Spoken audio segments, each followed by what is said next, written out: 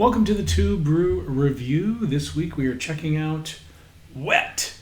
This is an ultra wet hopped IPA from Surly Brewing Company out of the Twin Cities up in Minnesota.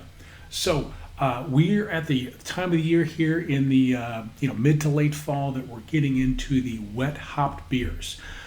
Normally hops, when they're harvested from the field, they usually go through like a drying process, and a lot of times they're frozen and sometimes broken down into pellets, and that preserves them for the brewers to use them throughout the course of the year, because hops is a perishable product. But in the fall, there are more and more breweries, I'm finding, that are employing what's called the wet hopped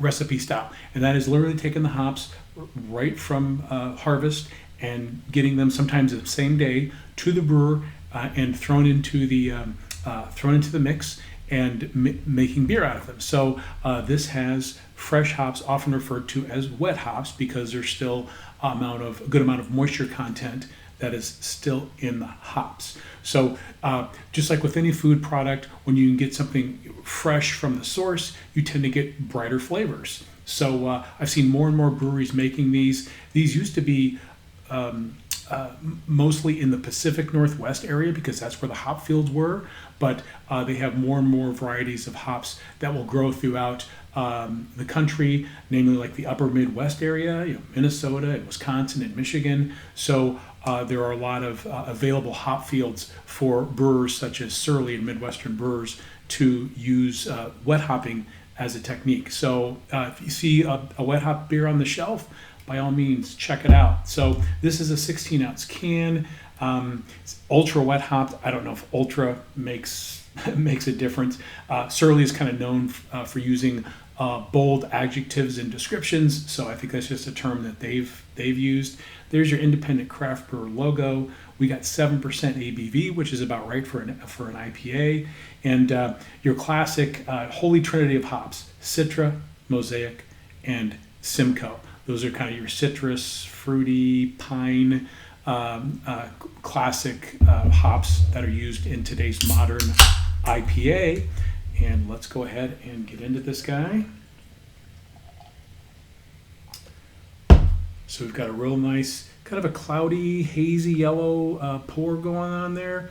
Nice, really good retention on the head, good pillowy lace, kind of a off-white head.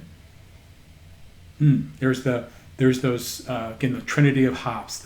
You get the grapefruit, getting the citrus, but I'm also definitely getting kind of an herbal, grassy nose in there, and that's definitely because of the wet hops. You don't normally get that aroma characteristic from dry hops. Cheers. Kind of surprised that really it's kind of the bready, sweet, malty flavor that hits your palate first, and then the hop character comes in. Interesting. Yeah, normally in these IPAs, you get assaulted by the hop character right away. This is actually, this comes at you different. Again, I get that sweet malt character more up front, but then, especially here in the second sip, again, getting more of that fruity, herbal hop character, but it's very clean.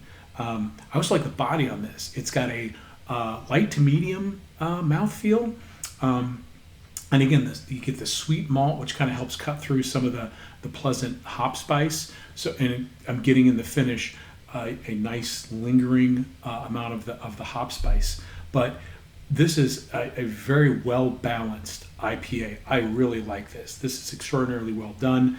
I think the hop notes in this, one would think that they're probably more in your face because it's fresh hops.